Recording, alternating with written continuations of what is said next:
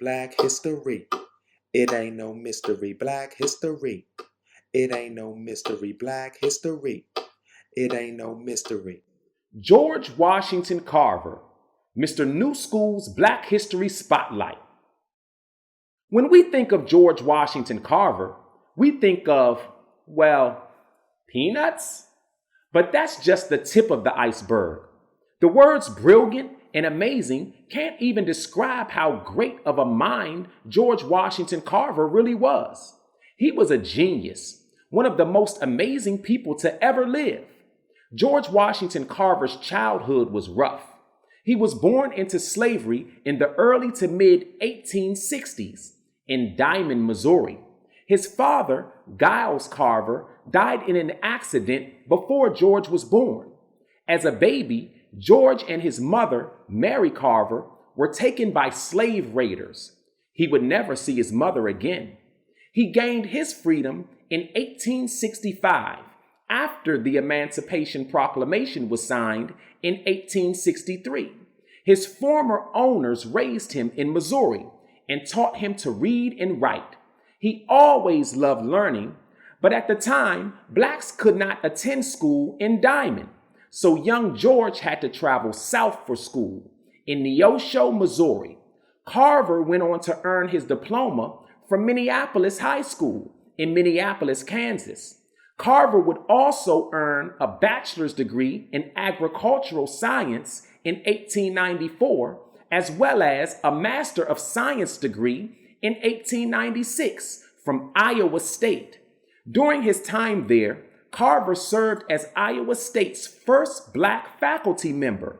Later, George Washington Carver would be invited to join the faculty at Tuskegee Institute in Alabama by none other than the institute's founder, Booker T. Washington.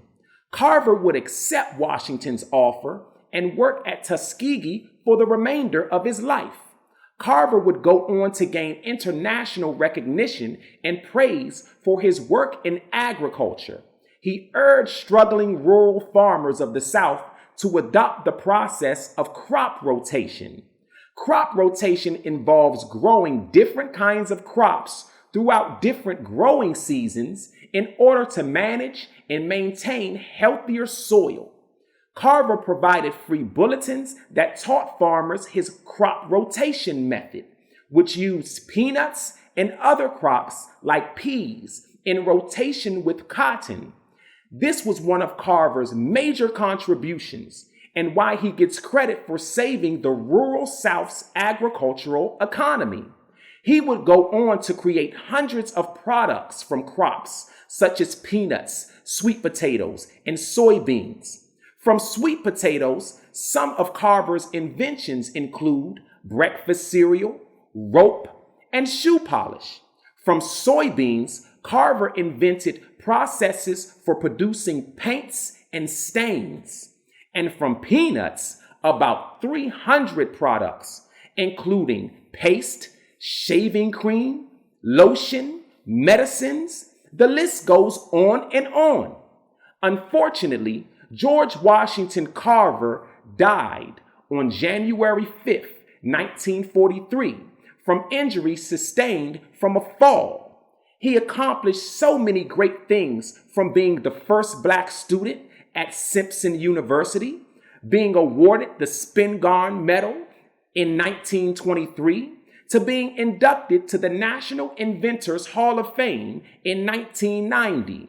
His contributions are unmatched, and his impact will stand the test of time. So the next time you hear the name George Washington Carver, don't just think about peanuts. Well, as for me, I'll think about, well, shaving cream?